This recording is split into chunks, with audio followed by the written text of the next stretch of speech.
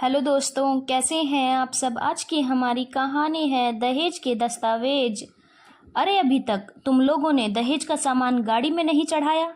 बिटिया की विदाई का वक्त हो गया है, थोड़ा जल्दी करो और सारा सामान सावधानी से चढ़ाना। देखो कोई टूट फूट ना हो जाए। नरेश जी अपने बेटों से बोल रहे थे। आज उनकी बिटिया नित्या की शादी थी और अब विदाई का समय हो रहा था, पर उससे पहले दहेज का सामान गाड़ी में चढ़ाना था, तो अपने बेटों को निर्देश दे रहे थे। इतने में नरेश जी के जीजा जी उनके पास आए और बोले, अरे नरेश, अभी यहाँ क्या कर रहा है? बेटी की विदाई का वक्त हो गया है और तुम यहाँ खड़े हो। बस जीजा जी, मैं भी अभी आया। दहेज का सामान गाड़ी में चढ़ाना है, सोचा बच्चों को समझा दूं। अरे बच्चे सब कर लेंगे, अब तुम चलो, समधियों को तिलक कर विदा करो।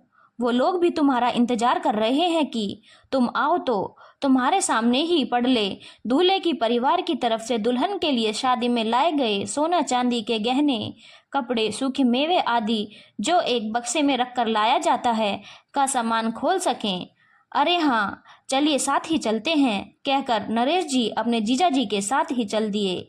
देखा तो समधी ओमपाल जी और उनके सभी रिश्तेदार नरेश जी का ही इंतजार कर रहे थे।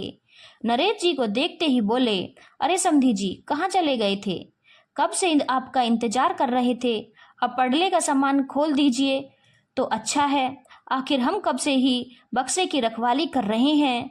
दूल्हे के फूफा जी ने कहा, बस समधी जी, बेटी की शादी है तो सोचा कि देख लें कि लड़के सही से काम कर रहे हैं या नहीं। आखिर दहेज का सामान भी तो सही सलामत आपके द्वार पहुंचाना है। अरे समधी जी, मना किया था हमने आपसे कि हमें दहेज नहीं चाहिए, पर आप हैं कि माने ही नहीं। बेक अब की बार ओमपाल जी ने कहा, मानता हूं कि आपने मना किया था, पर बेटी का पिता हूं, अपनी तरफ से खुशी खुशी अपनी बच्ची को सब कुछ देना चाहूंगा। बातों बातों में ही पड़ले का बक्सा खोल दिया गया और सभी सामान नरेश जी को दिखाया गया, जो उन्होंने दुल्हन की मां को बुला करके उन्हें सौंप दिया। उसके बाद आई कन्यादान और दहेज की बात। नरेश जी ने कन्यादान में आए हुए गहनों की एक पर्ची, साथ ही साथ उन्होंने क्या क्या गहने चढ़ाए हैं और दहेज में क्या क्या सामान दिया है, उसकी पर्ची बना करके ओमपाल जी को सौंप दी। साथ ही साथ गहने और नगद भी ओमपाल जी को सौंप दिए। ओमपाल जी ने नगद उसी समय नरेश जी के हाथों में वापस दे दिया और कहा, समधी जी, ये आपकी बेटी के कन्यादान में आए हुए पैसे हैं, इसकी आप खुद अपने हाथों से एफडी करवा दीजिए।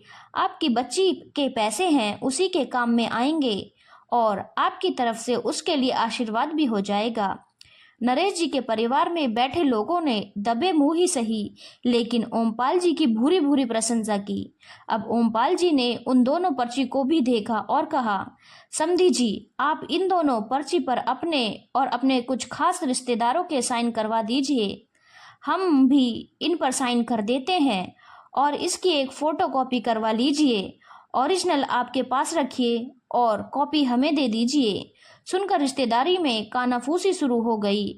कोई कहता है कि ये क्या नया समधी पागल तो नहीं है, भला शादी ब्याह कर रहा है या कोई बिजनेस करने आया है। तो कोई कहता कि रिश्ते तो प्यार और विश्वास पर टिके हैं, इन लोगों को तो अभी से ही बिल्कुल विश्वास नहीं है। कुछ लोगों ने तो यहाँ तक कह दिया कि हे भगवान, नित्या की जिंदगी बर्बाद तो नहीं हो गई, ऐसे घर में ब्याह कर जा रही है। भला ऐसा कभी हुआ है क्या? आज तक हमने तो हमारे जीते जी ऐसा नहीं सुना। जितने मुंह उतनी बातें सुनकर नरेश जी का भी दिल बैठा जा रहा था। हालांकि वो कानाफूसी की आवाजें ओमपाल जी के कानों में भी पहुंच रही थी, पर नरेश जी का उतरा हुआ चेहरा देखकर वो उनके पास आए और उनके कंधे पर हाथ रखकर कहा, देखिए नरेश जी, आप घबराइए मत। दूध के जले तो छाछ भी फूक फूक कर पीते हैं। हमने आपसे कभी कोई बात नहीं छुपाई। आप हमारे घर की हर बात जानते हैं। आप यह भी जानते हैं कि मेरे बड़े बेटे के साथ क्या हुआ था और मेरी बड़ी बहू ने हम पर क्या क्या इल्जाम लगाए थे। माना कि रिश्ते विश्वास की नींव पर टिके होते हैं, लेकिन जब धराशायी होते हैं ना, तो इज्जत के साथ साथ दिल और दिमाग के भी चिथड़े कर देते हैं। और जो इल्जामों के ऊपर इल्जाम लगते हैं, वो हर कोई उन्हें बर्दाश्त नहीं कर पाता। मैं बहुत खुदकिस्मत हूँ कि मेरा परिवार इससे उभर पाया है और उसमें सबसे बड़ा सपोर्ट आपने खुद दिया था। आप ही तो वो वकील थे मेरे बेटे के और यह सजेशन आप ही ने दिया था मुझे जब पहली बार मैं आपके पास अपने बेटे का केस लेकर आया था। याद है आपको?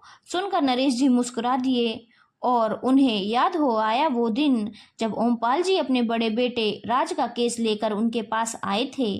राज की पत्नी सुमन राज के साथ रहना नहीं चाहती थी और तलाक के नाम पर ज़्यादा से ज़्यादा पैसे ऐंठने के चक्कर में राज और उसके परिवार पर इल्ज़ाम लगाए जा रही थी कि दहेज में बहुत कुछ दिया था, जबकि ओमपाल जी ने दहेज लेने से साफ मना कर दिया था। शादी कोरोना काल में हुई थी, इस कारण से वीडियो भी नहीं बन पाया था। दुख तो इस बात का था कि सुमन के माता पिता भी उसका पूरा साथ दे रहे थे। कभी कहते कि हमने खूब सारे सोने के गहने चढ़ाए थे, सब कुछ इसके सास ससुर ने रख लिए, तो कभी कहते कि हमने कार के लिए पैसे दिए थे। आए दिल इल्जाम लगाने से ओमपाल जी और उनके परिवार वाले बहुत परेशान हो चुके थे। ओमपाल जी की पत्नी तो काफी दिनों तक बीमार भी रही थी। नरेश जी वकील थे तो उनका केस नरेश जी ने ही देखा था। वकील होने के नाते इतना तो उन्हें समझ में आ ही गया था कि ओमपाल जी झूठ नहीं बोल रहे और काफी सिद्धांतवादी भी हैं, तो वे सुमन के रिश्तेदारों ने ही उसके खिलाफ गवाही दे दी।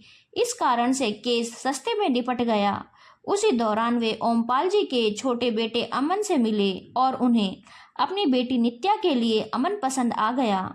खैर यह वह सब याद आने के बाद उन्होंने पर्ची लेकर उस पर साइन कर दिए। सब लोग हैरानी से नरेश जी की तरफ देख रहे थे जो अपने नए समधी का समर्थन कर रहे थे, पर किसी ने कुछ ना कहा।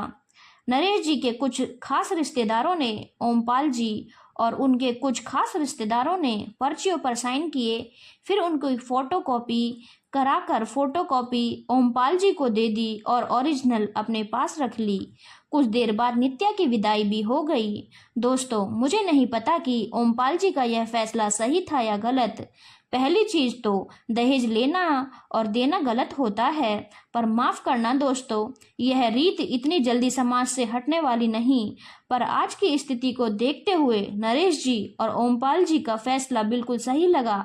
ठीक है, सिक्के के दो पहलू होते हैं, शायद आपकी कुछ और सोच हो। धन्यवाद दोस्तों। अगर आपको कहानी अच्छी लगी हो तो चैनल को लाइक, शेयर और सब्सक्राइब करना ना भूलें।